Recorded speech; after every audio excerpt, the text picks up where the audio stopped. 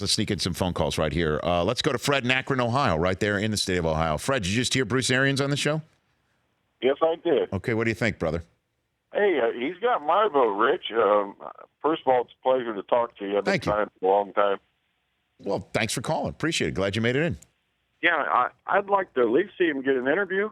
Like you were saying, and he was saying, he's Freddie Kitchens is his boy, and I think it'd work out great. You know, I don't know if, Browns fans want somebody younger. It's very rare to hear a coach just basically be honest saying, yeah, I'd take the job. I'd come out of the booth for that job. Absolutely. I just don't know if that turns any fans off or Cleveland Browns fans out there, but it kind of just does make sense to me.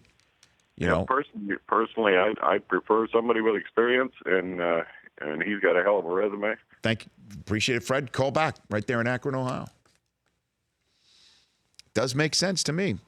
Well, you're going to hear, why wouldn't anybody want that gig right there with Baker Mayfield?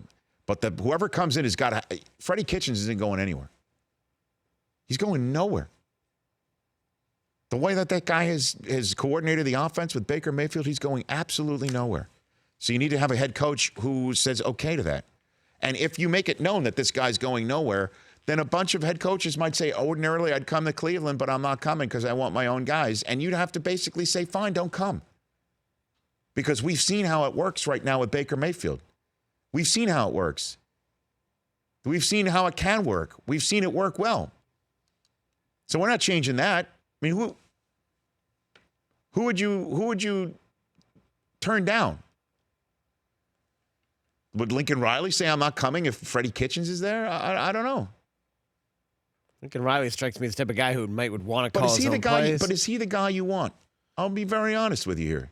Some guy who's not yet 40 at the collegiate ranks. And I guess you need to say that it's not yet 40 anymore with the way McVay and Nagy are doing it. But they're also been in the NFL for a while. And I think experience does have to matter. I mean, Nagy was there with Reed, and McVay was there in Washington, D.C. for a couple of years. Lincoln Riley wins the national championship. I don't think his age or anything like that will matter. Really? You would want to hire somebody from the collegiate ranks with no NFL experience over somebody who's young and in the NFL coming up and coming? Guy beats Alabama and Clemson in back-to-back weeks. Or Arians is the guy to come. Back-to-back Heisman Trophy winners. Or Arians is the guy to come here and, see what he can do. And then he goes via con Dios and hands it off to Freddie Kitchens. I think that would work also. Why, that's what I'm saying. Yeah, I think that also works. Why blow up what you've already seen that works in Cleveland when nothing has worked in Cleveland for such a long time? You made the right choice at quarterback. Who the hell would have thought it's that? It's also working on an interim basis. We kind of see this all the time. The backup quarterback is the most popular guy on the team because when he comes in, kind of things change up and then they kind of go back to the norm. They revert to the mean. But this is the norm. The head coach may be different, but the coordinator is the guy who's plugged into your quarterback. And the Baker Mayfield success project that everybody thought would have to be built in Cleveland with Hugh Jackson no longer has Hugh Jackson as an impediment, which he clearly was. And you're wondering, how can it work with Baker Mayfield with his height, with his experience? Nobody's talking about his attitude at all. That was what we were talking about Baker Mayfield throughout the entire talent evaluation point. Right at this point last year, we're talking about Heisman Trophy winning Baker Mayfield. What's he going to do against Georgia in the Rose Bowl? And how will he fare in the NFL draft with Sam Darnold possibly coming out and Josh Rosen as well? And how about that kid that's out there in Wyoming? And Lamar Jackson might be out there too. Is Mayfield even going to be the top three? That was absolutely the conversation with what happened off the field.